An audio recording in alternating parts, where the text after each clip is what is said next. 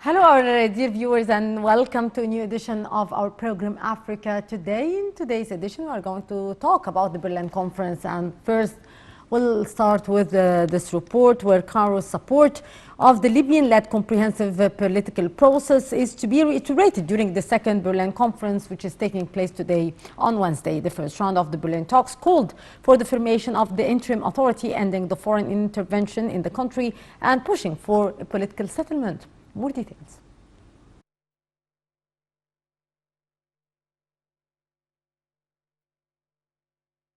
The second Berlin Conference is a new round of peace talks on Libya.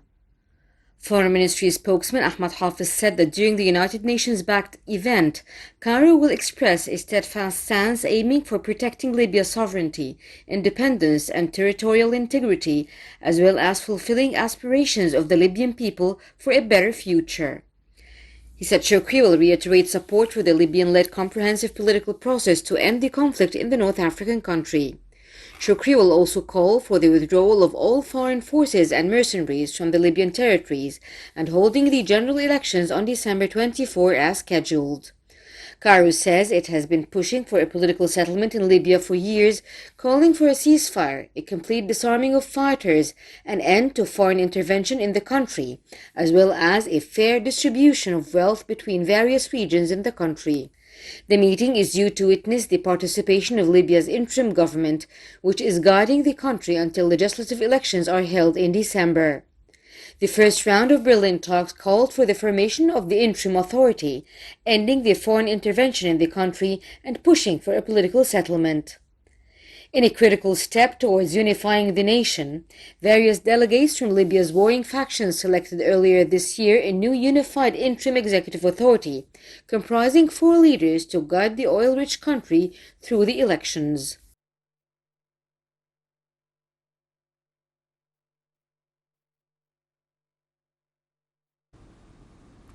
And South African President Cyril Ramaphosa urged developed economies to aid Africa's post-pandemic recovery by allocating more International Monetary Fund reserve to the continent.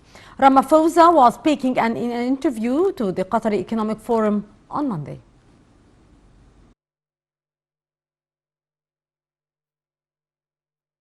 The IMF is preparing to give its member countries the biggest resource injection in its history, $650 billion, helping emerging and low-income nations deal with mounting debt and COVID-19.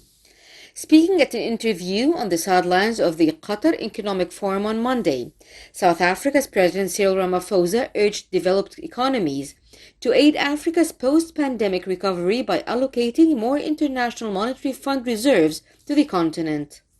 He said Africa needs more than the $33 billion that has been earmarked for the continent to support economies ravaged by the coronavirus. He said the continent has been growing by leaps and bounds and should receive that type of support because all in Africa must get out of this economic slum that has been brought on by COVID-19. French President Emmanuel Macron has urged other rich countries to follow its example and commit to reallocating some of their so-called IMF special drawing rights to help boost Africa's share. IMF Managing Director Kristalina Georgieva expects the fund's Board of Governors to vote on the proposed new SDRs by mid-August. The availability of additional funds would help accelerate COVID-19 vaccination programs in Africa, where countries have lacked the financial or organizational ability to negotiate their own supply deals with pharmaceutical companies.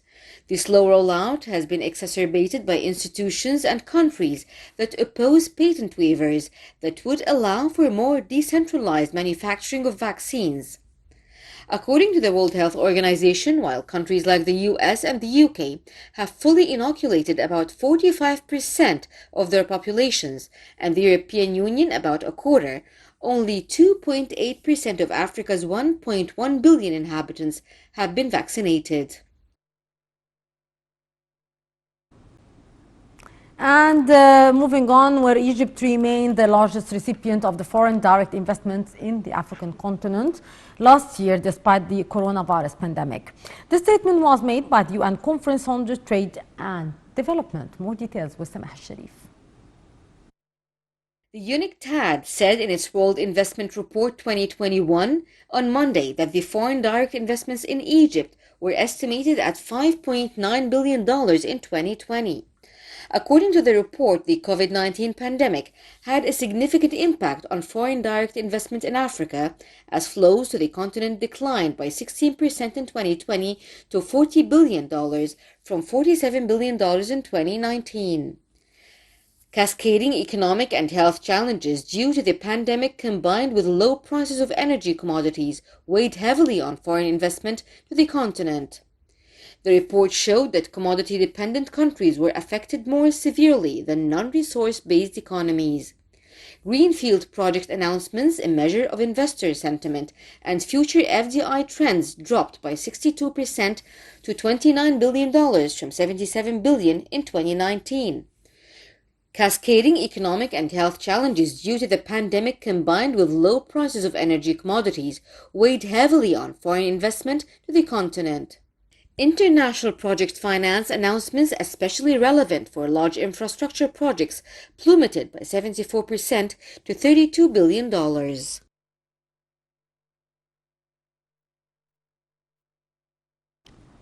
And to shed the light on the Berlin conference, we are very much delighted to be joined by Dr. Mohammed Fahmy, Professor of International Relations. Dr. Fahmy, good afternoon to you. Hello, sir. I do believe that still we don't have with us Mr. Dr. Mohammed Fahmy, and Foreign Minister Sameh Shoukry participates in the second Berlin conference on Libya on Wednesday. The minister delivers Egypt's speech, which to reassert its position over the need to protect Libya's independence, sovereignty, and international territorial integrity, and to support its people's aspiration for a better future. Shoukry's address stresses the necessity to support the efforts aimed at activating the comprehensive political process led by the Libyans, including withdrawing all the foreign forces, and to disarm the terrorist groups in the country. The Libyan Transitional Government and the U.S. Secretary of State Antony Blinken will converge in Berlin for the in-person UN-sponsored talks.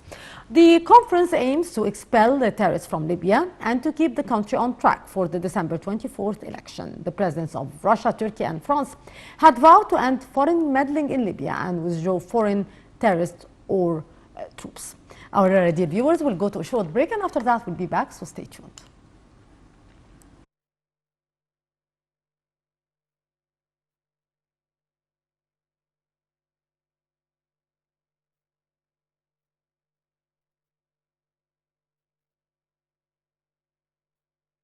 Welcome back to Shed Light on the Berlin Conference. We are very much delighted to have with us over the phone Ambassador Gamal Bayoumi, former Assistant Foreign Minister. Ambassador Bayoumi, always a pleasure to have you with us, sir.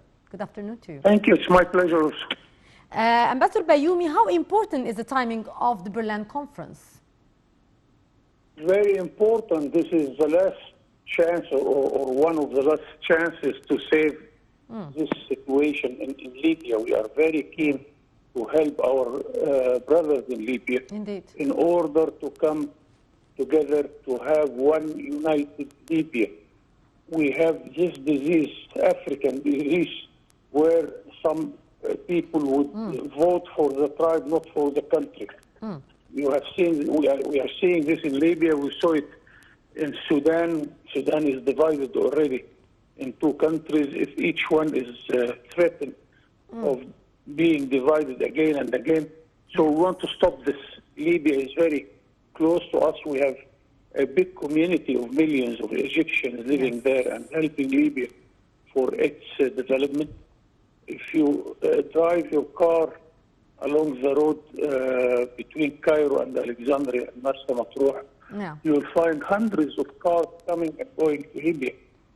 So and as our president expressed this very clearly, that Libya is the direct security of Egypt. No joke about this. Anyway, we are keen to help the Libyans to elect a government, and there is a certain date in December to have a new election. I am afraid that some minorities are not keen to see one united government in Libya. Yeah. Some external forces also are keen to stay there. We have more than 20,000 externals, terrorists living there, coming from Syria and with the help of very far from us, a country very far from us.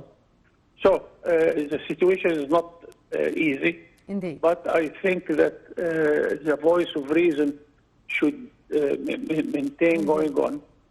And as we see this morning that our Minister Sameh Shukri is doing his best in order to bring the brothers, the same brothers of Libya, together and to agree that a united Libya will be at the end for the favor of everybody. Indeed. Ambassador Bayoumi, Foreign Minister Sameh Shukri is actually participating in the second Berlin conference today. The minister delivers Egypt's speech, which to reassert its position over the need to protect Libya's independence, sovereignty, and its territorial integrity, and actually also to support its people's aspiration for a better future. How do you see the most important points that Egypt is keen on in order to support the Libyan situation? We have a very good point, and sometimes it is negative, that Libya is a rich country. It's not a country with no resources. Yes. And this is by itself also is a sort of a point where some greedy foreigners want to use it, or some greedy Libyan want to use it. But unless we got a solution to make everybody feel that the wealth of Libya is for every single Libyan, then we are on the right track. If we convince all of them to have one united government playing for the whole country, and not to listen to foreign countries which have a different opinion. Libya is very important to us, to the Arab world. And I hope in my life to see one day that Egypt, Libya, and Sudan are making a sort of economic gathering, like the Benelux in Europe, for instance, because really we have all the reason to see that such a group can make very good development process, where we have a lot of land in Sudan. We have a lot of experience in Egypt and population. Of course. We have the finance in Libya.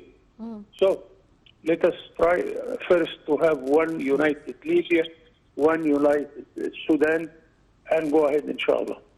Yes. Also, Foreign Minister Shukri in his address stressed the necessity to support the efforts which is aiming to activate the comprehensive political process led by the Libyans, including withdrawing all the foreign forces and disarming the terrorist groups in the country. How these points are very crucial in solving the problem in Libya?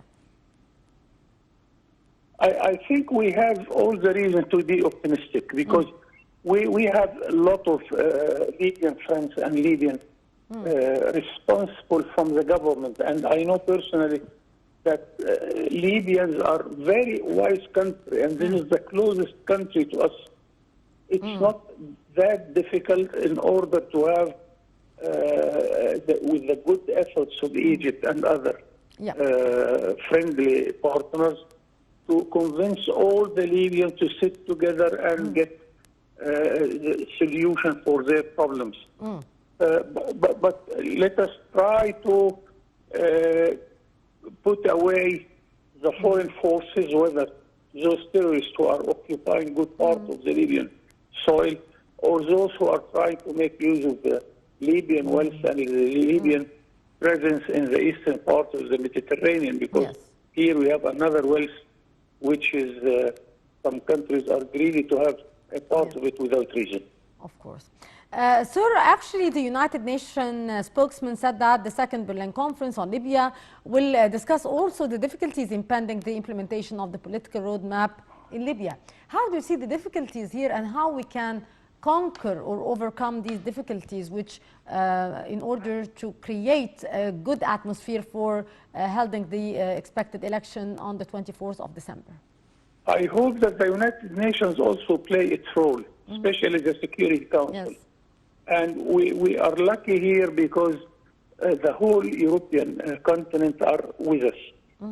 Even the NATO pact are with us, or with Libya, for instance. Yeah. And we have good, very good file if we go to the United Nations. But let us say that we don't need this if we finish the homework at Berlin, and maybe we need some other meetings in Libya itself or in Cairo. Yeah. Then we come to final solution between Libyans themselves.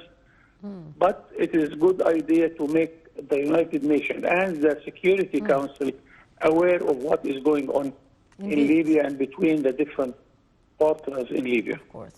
Ambassador Gabriel Bayoumi, former Assistant Foreign Minister, always a pleasure to listen to your very precious input, sir. Many thanks for being with us. Thank you. Thank you, sir.